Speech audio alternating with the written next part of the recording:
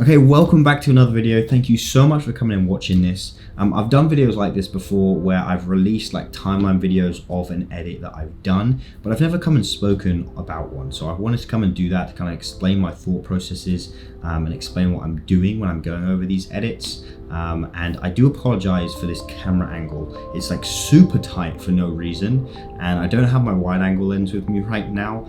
So yeah, you can't like see my hand gestures, my lovely hand gestures, but please do just bear with me as I kind of like go over and explain things. The way in which we'll do it is the first section is you can actually watch the whole edit itself. In the top left hand corner will be the ungraded, uncolor graded footage. In the top right will be the fully finished footage, and then along the bottom will be that full timeline. So you really get to like see the whole edit moving in action. And then once you've watched that, come back with me. I'm going to go over everything super briefly and we'll conclude the video there. So yeah, enjoy the edit and I'll see you on the other side.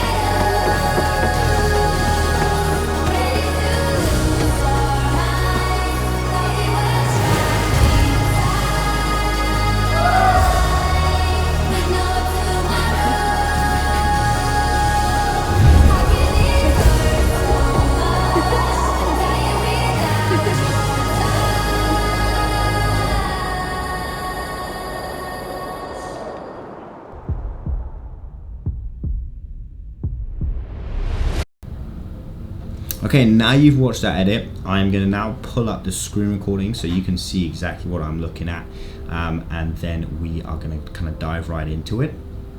So, beginning, we'll start with that kind of the video channels, and then we'll go into the audio channels afterwards. The audio channels look nuts, and I guess they kind of are, it's the way my head works, but bear with me as I will like explain my thought processes, and hopefully they'll become like a much more like arranged and somewhat organized. So let's start with the video channels first. The first one here, the V1 channel, is going to be your whole like main edit. So that's obviously got all of the clips in here. At the start of all of these clips, you can see that sequence had a lot of like time remapping on. That's what all those squiggles are. I sped ramped a lot of transitions. And then you'll also see as well, we've got some transitions here. These are all just like normally crossfades in when I do stuff, or like dip to black if I'm making it kind of like fade out and then fade back in. And then the crossfade will just be if I'm trying to make like a transition a little bit smoother. And then we're going to move up to V2 up here. V2 is where I'm going to put any like adjustment layers over the top. So this will be things normally extra for like the color grading. So it'll be like a big like color gradient that I can throw on the whole video, on the whole like actual clip itself. Or it's going to be something to help with a transition. Sometimes transitions require like an overlay section or something like that. So yeah, that's always something that, for example, this one is like a nested sequence. This is actually like an overlay transition for here as well. So as the clouds come in, I like faded it across the screen, and I needed a nested sequence to do that. And then moving a bit further up, this up here is nothing to worry about. This is just an extra color grade. It's an adjustment layer I throw across the top of all of the clips, and all it does, like, it looks like crazy, but all it does, it just clips down my whites and my blacks, so I get a true black and a true white in the color grade. Something I learned from Aidan Robbins. I'm not taking credit for that one. He's a legend, and if you haven't seen his stuff, you should definitely go and watch it. But his like stuff is absolutely phenomenal. I love the moody tones of his color grade. That's where I took a lot of the inspiration for this video actually, and this like kind of feel was from him. So yeah, I learned to just kind of stick that across the top, and it helps. And then along the top here, we have just all the typography, so all the titling, all of that is all along there. So in the top one, obviously we have like the coast. In the middle here, we have the forest, and at the end we had the mountains title. And again, I don't want to take I don't want to take credit for these either. Actually, I can show you where I get them from. If you go up to the top here to your graphics panel, and then you go down over here to the Adobe stock, you're going to hit the free button, and you can type in title and hit enter, and it comes up with all the titles there. I think that one that I specifically used in the video was like number 6 or 7 on the list, and then you literally just drag and drop them, all the parameters in there. You can actually see them on the left here on all of the editing. There's like all there ready for you, all done. So yeah, I don't take credit for those titles. They're sick. I use them. I'm learning After Effects right now, but I'm not at that level yet. So that was the move for me, and I will continue to use them. So yeah, let's hop back into the edit over here. And so yeah, I've explained all of that kind of like typography, and now we're going to dive a bit more into like where I do my color grading. So as you can see, if we go into our effects panel up here, I put lumetri color panels on, or lumetri color effects on the clips individually. I know it takes a bit longer. People like to put them on like adjustment layers across the top. You can do that totally. On something like this, I wanted to get every individual clip like perfect as I could. So I individually color graded.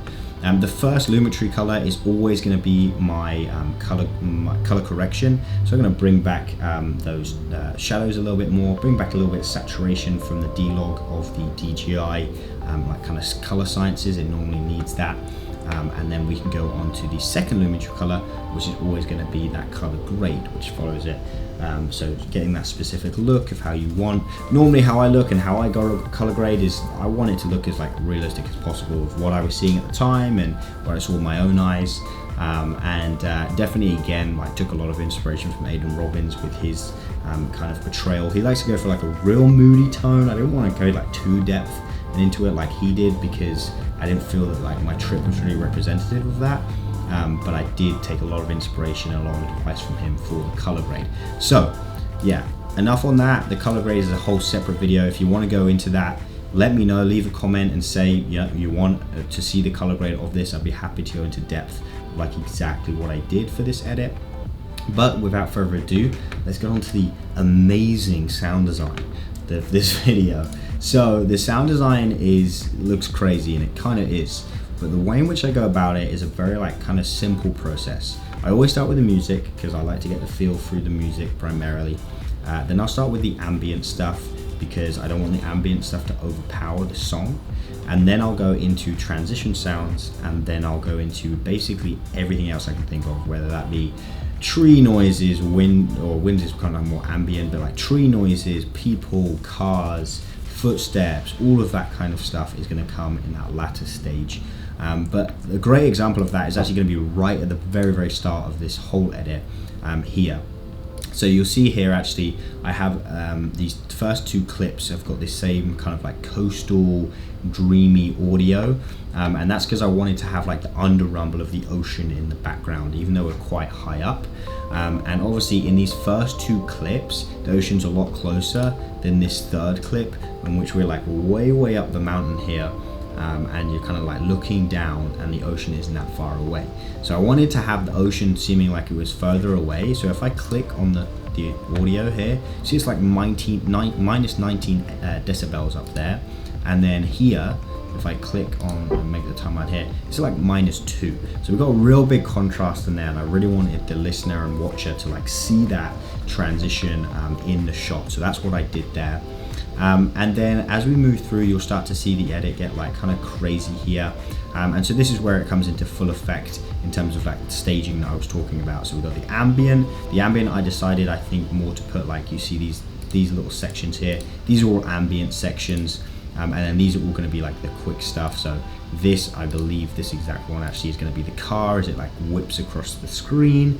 And then it's going to be a lot of the transitions are going to be all in here as well. The transitions are, I like to make like as natural as possible. So if I can see a tree coming across the screen, I'll do that. Maybe if I don't have anything like particularly stand out, I'll just throw in like a whip of like a wind noise to make that transition like emphasized as well. And then the final thing I wanted to jump into with the sound design is just general feel of sound design as well. So you'll see at the start of the edit here, you know, it's quite dreamy and stuff to begin with. So we're just like introducing it. I want to like smack the watcher straight away with a bunch of sound design. But when we got into the meat of like the coastal stuff, I really did want to make it quite intense. So I wanted to have a bunch of sound design. I wanted to make sure like kind of quite chaotic, a lot of things going on. Things coming across the screen, seagulls going off, like whoa, transitions, all of that kind of stuff. And then that was before we then reached like the forest section of the edit. And the forest section of the whole trip for me was like a much more relaxing. We reached our destination at that point, and we were like kind of just looking around. So that's when I wanted to like dive into like more of a dreamy feel of the edit. And that's why you see like the sound design here is like super stripped back. Like really minimal, more just like ambient sound with the odd one just flaked in here. And a lot of these clips, like particularly around like the lakes and like the forests here, were like super paradisey and like dreamy. And so I wanted to allow like space for the listener and watcher just to kind of really experience that and take it in. This clip is just like a great example of that. Like look at how like dreamy the clouds are, the lake is.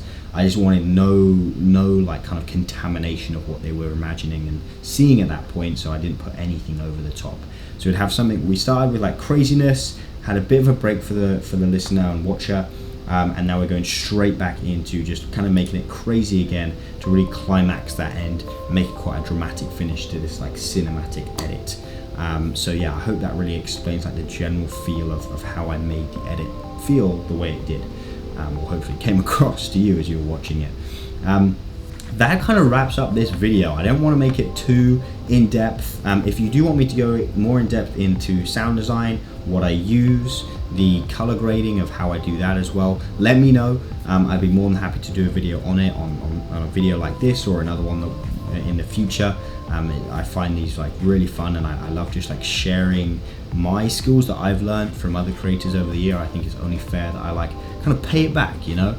So do let me know, and if you made it this far, then maybe give me a little bit of a like and a comment or a subscribe to help me out as well. That would be amazing. But other than that, I will see you in next week's video. as we produce more and more of this content. I'm having so much fun doing it, yeah, I'm in a good routine of it. So we'll see. We'll keep this up, and I'll see you in the next one. But until then, you have a great time.